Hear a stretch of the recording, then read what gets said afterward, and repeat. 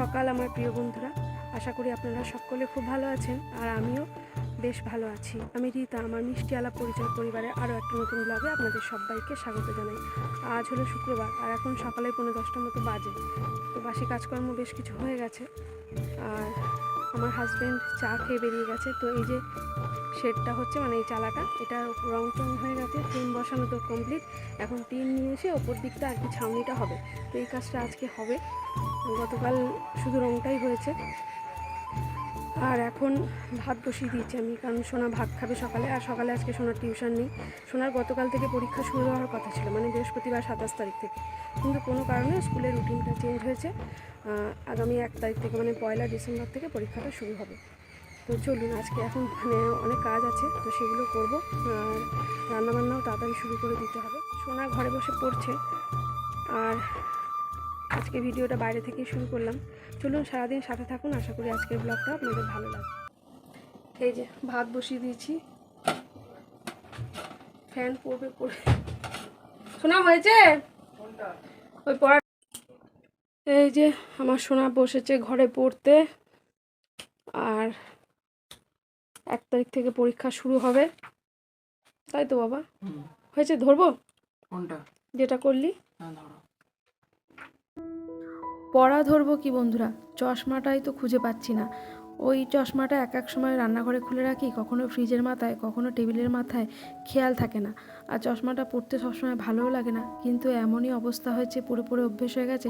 এটা না পড়লে তো এমনিতেই কেমন একটা অস্পষ্ট দেখি, আর লেখা জিনিসগুলো যেগুলো বইতে লেখা, খাতায় লেখা, সেগুলো তো বুঝতেই পারি না। যাই হোক, চশমা খুঁজে নিয়ে চলে এসেছি। আরও ছোটো ছোটো করে কিছু প্রশ্ন মুখস্থ করছিল, সেগুলোই আমি বারে বারে এসে ধরে যাচ্ছিলাম। তো এখন তেমনি কিছু প্রশ্ন ধরলাম, আর তার মধ্যে এসে দেখি ভাতটা প্রায় হয়েই এসেছে। তো এবার নামিয়ে নিতে হবে। তো আরও কিছু পড়া মুখস্থ করলে পরে আবার ওকে ধরতে যাব। আলু সিদ্ধ দিয়েছি, তো ওটা দিয়েই সোনা খাবে। আর আলু চচ্চড়ি করে রেখেছি, তো ওটা দিয়ে আমরা মুড়ি খাবো। মানে আমার জামাইবাবু আসবে, আর আমার হাজব্যান্ড আর আমরা 3 জনে আলু চচ্চড়ি দিয়ে মুড়ি খাবো। আর আজকে সিম্পল মেনু করব, কারণ আজকে শরীরটা খুব একটা ভালো নেই, প্রচণ্ড পরিমাণে স্পাইনালে ব্যথা হচ্ছে। এটা আমার আগেও ছিল, তবে মাঝে একটু কমে গেছিলো। শীতকাল বলে জানি না কিনা ব্যথা বেশ হয়তো বাড়ছে, ব্যথা টাথা শীতকালেই তো বেশি হয়। তো বেশ স্পাইনালে ব্যথা হচ্ছে, কালকে প্রচণ্ড কষ্ট পেয়েছি, হট ব্যাগে শিফট করেছিলাম। তো আজকে সকাল থেকে দেখছি আবার ব্যথাটা লাগছে। তো যতটা পারছি একটু সিম্পল মেনু করার চেষ্টা করব। তো গতকালের মাছ রান্না করেছিলাম, মাছের মাথাটা রয়েছে, তো ওই মুড়োটা দিয়ে ভাবছি একটু মুগ ডাল করবো, কিছু একটা ভাজাভুজি করব। তো এইটাই করার ইচ্ছা আছে। তারপরে এখনও পুজো বাকি আছে, আরও টুকটাক কিছু কাজ আছে, তো সেগুলো করব। তো এবার ভাতটা নামিয়ে নিই, সোনাকে খেতে দিতে হবে। দিলে না কোনো কিছু, ওইখানে নিয়ে যাবো, ওইখানে নিয়ে যাবো থালা। বাহ, ভালো লাগছে। কিন্তু নিচে তুমি নীল রং করেছো, আবার নীলে শেড নিয়ে এসছো, তলার দিকটা কি সাদা? ওই তলার সাদা বলা যাবে না, যখন লাগাবো তখন দেখতে হবে। এটা কি করছো? এদিক ওদিকে কোনো কাপড় দিয়ে ঝুলিয়ে দেননি? নিয়ে আসার সময় কেউ অবজেকশন করেনি? রাস্তায় করে তো। না না, যতক্ষণ আছে নামিয়ে নাও। আর এত তাড়াতাড়ি, আপনার এত তাড়াতাড়ি মাথা গরম কেন হয়? ঠান্ডা জল ঢেলে দিতে হবে মাথায়।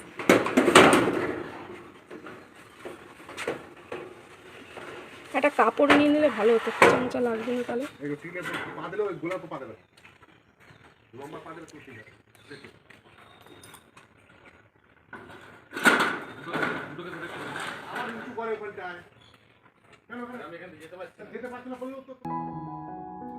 সকালবেলা টিফিনে খাওয়ার জন্য আলু চচ্চড়ি বানিয়েছিলাম, মানে মুড়ি আর আলু চচ্চড়ি দিয়ে আজকে টিফিনটা হবে। সেটা তো বন্ধুরা আগেই আপনাদের বলেছিলাম।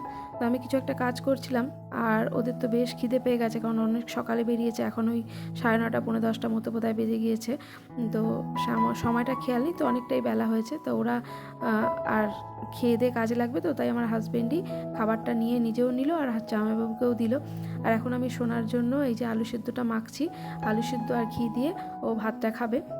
সোনাকে দেওয়ার পর তারপরে আমিও দুটো খাবার নিয়ে বসবো, ওই যে মুড়ি আলু চচ্চড়ি।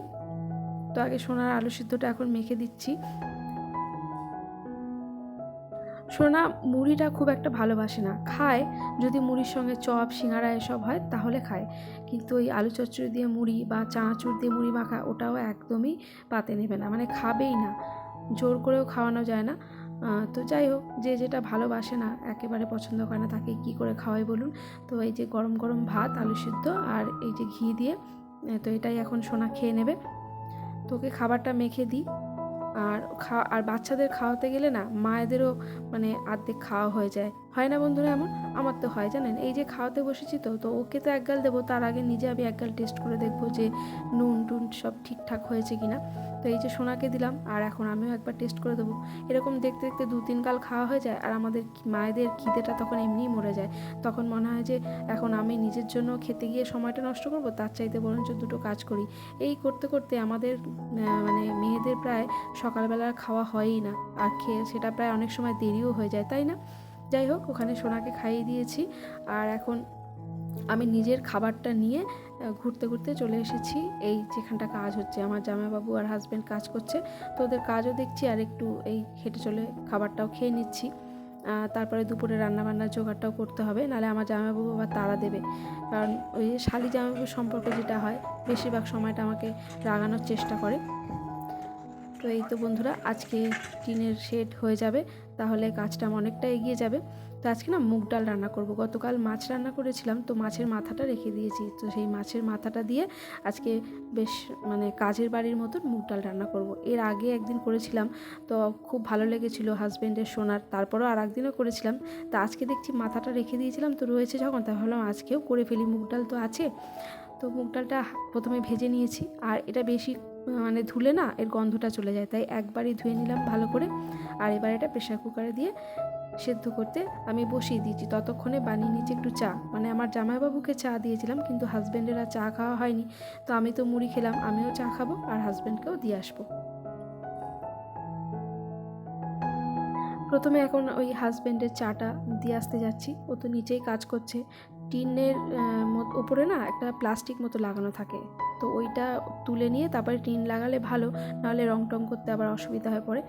তো ওকে দিয়ে চলে আসলাম, আর এখন আমি আমার চাটা নিয়ে বসে বসে খাবো, আর সেই সঙ্গে আমার সোনার পড়াটাও একটু দেখবো। এই যে প্রেশার কুকার এখন মুগ ডালটা বসিয়ে দিচ্ছি, তখন বসানো হয়নি, আর নিজের চায়ের কাপটা নিয়ে চলে এলাম সোনার কাছে। তো এখন সোনা যেটুকু যা পড়া করেছে সেটাও একটু ধরে নেবো, তার সঙ্গে বসে বসে এই যে চাটাও খেয়ে নিচ্ছি। আমি তো সোনাকে এখানে এক মনে পড়া ধরছি, আর ওদিকে আমি যে গ্যাসে মানে কড়াই চাপিয়ে এসেছি তেল দিয়ে, সেটা আমি বেমালুম ভুলে গেছি, আর তার ফল কি হয়েছে দেখুন।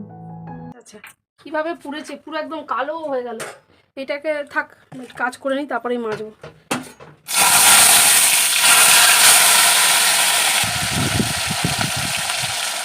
কড়াইতে তেল বসিয়ে দিয়ে গেছিলাম সোনার পড়া ধরতে, মাথা থেকে পুরো উড়ে গেছে, আর কড়াইটা পুরো একদম কালো হয়ে গেছে। তো যে রান্নাবান্না যা করার করে নিই, একেবারে মেজে ফেলবো পরে, আগে মাছটা ভেজে নিই। এত ফাটছে,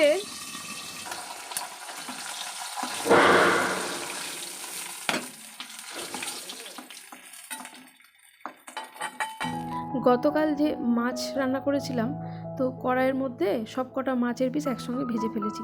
তারপরে এই মাথাটা আর লেজের পিসটা আমি নিচে রেখে দিয়েছিলাম মিট সেলফের মধ্যে, আমার না আর মনেই ছিল না যে লেজাটা রয়েছে। তো যাই হোক, ওইটা দিয়ে ভেজে রেখে দিলাম, সোনাকে পরে দিয়ে দেবো। আর এখন ওই মাছের মাথাটা একটু ছোটো ছোটো করে পিস করে মশলার সঙ্গে সুন্দরভাবে কষিয়ে নিয়েছি, আর এই যে সেদ্ধ করা মুগ ডালটা এর মধ্যে দিয়ে দিলাম। আর নামানোর আগে একটু ঘি আর গরম মশলা দিয়ে দেবো। আর এরকম মাছের মাথা দিয়ে মুগ ডাল করলে মুগ ডালটা একটু সামান্য গোটা গোটা থাকলেই খেতে ভালো লাগে, একেবারে গলে গেলে সেটা আবার ভালো লাগে না। এমনি শীতকাল, এতে যা ঝোল ঝোল আছে আবার বসে যাবে, আর ওই রকম যদি গলে পাক হয়ে যায় সেটা একদম কেমন যেন কাদা কাদা লাগে। এই দেখুন মুগ ডালটা এরকম একটু গোটা গোটা রয়েছে, আর এটা খেতে দারুণ হয়েছিল। তারপরে আবারও চা বানিয়েছি, তখন বললো লিকার চা খাবে লেবু দিয়ে আর বিট লবণ দিয়ে, তো সেইভাবেই বানিয়ে দিলাম। আর এরকম ট্রান্সপারেন্ট কাপে লিকার চা দেখতে কি ভালো লাগে না। দিয়ে দিয়েছি কয়েক ফোঁটা লেবু রস, আর এখন এই যে বিট লবণ দিয়ে দিচ্ছি। চলুন এটা ওদের দিয়ে আসি। আমি একটু টেস্ট করে দেখেছিলাম, 1 চামচ, খেতে বেশ ভালোই লাগে। তারপরে একটু বেগুনি বানাবো, ওই মুগ ডালের সঙ্গে গরম গরম বেগুনি দারুণ লাগবে খেতে। তো আগে থেকেই ব্যাটারটা রেডি করে রাখছি। দিয়েছিলাম কালো জিরে, লবণ, হলুদ, লঙ্কার গুঁড়া আর সামান্য একটু চিনি দিয়েছিলাম। ব্যাটারটা রেডি করা হয়ে গেছে, আর এখন লম্বা লম্বা করে বেগুনটা কেটে নিচ্ছি। অর্ধেকটা বেগুন রেখে দিলাম আর বাকি অর্ধেকটা কেটে নিচ্ছি। তবে আমার না তখন বুঝতে পারিনি ওই বেগুনির জন্য এই যে পিস পিস করে কাটছি, তো এই কাটাটা না ভুল হয়েছে, একদম সরু সরু হয়ে গেছে। তখন তো বুঝতে পারিনি। যাই হোক, এটার মধ্যে নুন আর হলুদ একটু মাখিয়ে রাখছি। এখন ভাজবো না, যখন খাবো তখন ভাজবো, এই ভেবেই এটা রেডি করেছিলাম। কিন্তু পরে আবার ওই যে অর্ধেক বেগুন রেখেছিলাম ওটাও আবার কাটতে হয়েছিল। আর কেন সেটাও বলি। এখন তো আমি চলে এসেছি এই বাসন মাজার জায়গাটা একটু ঝাঁট দিয়ে ভালো করে পরিষ্কার করতে। কিছুক্ষণ আগে ব্লিচিং দিয়ে গেছিলাম, কারণ এই মানে জল যাওয়ার মুখটাতে প্রচণ্ড পরিমাণে শ্যাওলা জমে গেছে। সবসময় জলের কাজ হয় তো। তার আগে আমি কিন্তু জামাইবাবুকে খেতে দিয়ে চলে এসেছি, কারণ এই টিনের শেডটা লাগানো হয়ে গেছে, আর জামাইবাবুর কোনো একটা বিশেষ কাজ আছে, তাই এক্ষুনি চলে যাবে। তাই ওনাকে যে কটা আমি ওই পাতলা পাতলা সরু সরু করে বেগুনের পিস কেটেছিলাম সব কটা দিয়ে বেগুনি বানিয়ে দিয়েছি, উনি খেয়ে চলে গেছেন। আর এরই মধ্যে আমি সমস্ত বাথরুম, তারপরে এই কলের চাতাল পরিষ্কার টরিষ্কার করে স্নান করে চলে এসেছি। পুজো দেওয়া আমার হয়ে গেছে। ওইগুলো আর কিচ্ছু আমি ক্যামেরাবন্দি করতে পারিনি, কারণ বেলা অনেকটা হয়ে গেছিলো। আমার জামাইবাবু প্রায় 12টা থেকে 12:30টার মধ্যে খেয়ে দিয়ে চলে গেছেন, আর এখন বাজে 2:30, কারণ আমার জামাইবাবু চলে যাওয়ার পর আমার হাজব্যান্ড আরও বেশ কিছুক্ষণ ধরে ওখানে আরও টুকটাক কিছু কাজ ছিল সেগুলো করেছে। তারপরে স্নান করে এসেছে, আর এখন আমরা এই যে খেতে বসবো। তার আগে এই বেগুনের পিসগুলো এগুলো হচ্ছে ঠিকঠাকভাবে কাটা হয়েছে, আর এটা আমার হাজব্যান্ড কেটে দিয়েছে। আর ব্যাটারটাও বেশ পাতলা হয়ে গেছিলো, ওটাতে আর একটু বেসন মিশিয়ে গাঢ় করা হয়েছে। আর এই যে এখন তেলের মধ্যে বেগুনিগুলো ভেজে নিচ্ছি।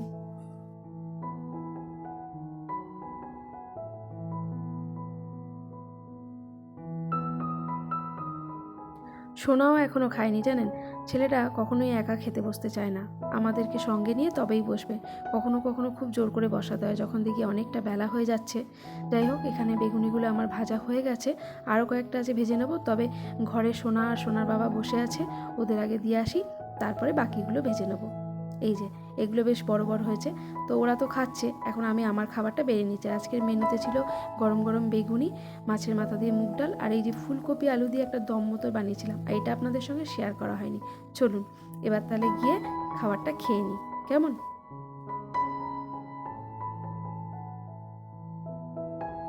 সবার খাওয়া হয়ে গেছে, আর আমি নিজের খাবারটা নিয়ে বসে পড়েছি। তবে বেগুনি ছাড়া সবই ঠান্ডা।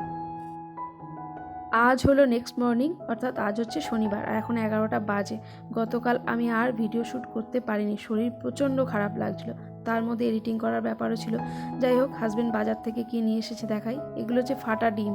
বুঝতে পারছেন, আমিও বুঝতে পারিনি প্রথমে আমি ভেবেছিলাম কি গুড়ের রসগোল্লা। পরে খুলতে গিয়ে হঠাৎ করে মনে হলো না, অন্যরকম লাগছে। দেখলাম না, ওটা হচ্ছে ডিম, ফাটা ডিম, কুসুমগুলো রকম দেখাচ্ছে।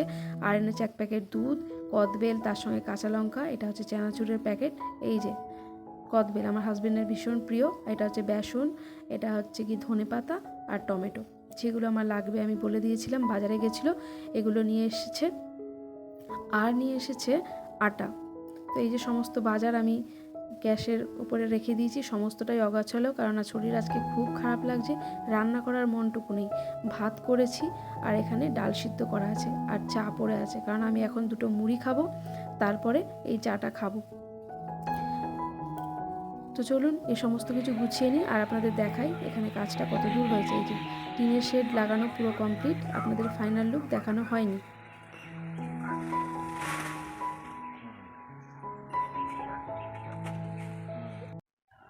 তো এই তো বন্ধুরা, আমাদের কাজ এই এত দূর পর্যন্ত এগিয়েছে, শেড কমপ্লিট। তবে এখন বাউন্ডারিটা পুরোটা ঘেরা হবে না, কিছুটা করা হবে, টিন দিয়ে পুরোটা ঘেরা হবে পরে। তবে এখন আর হবে না, কারণ অলরেডি অনেক পয়সা খরচ হয়ে গেছে, তো এই মুহূর্তে আর সম্ভব নয়।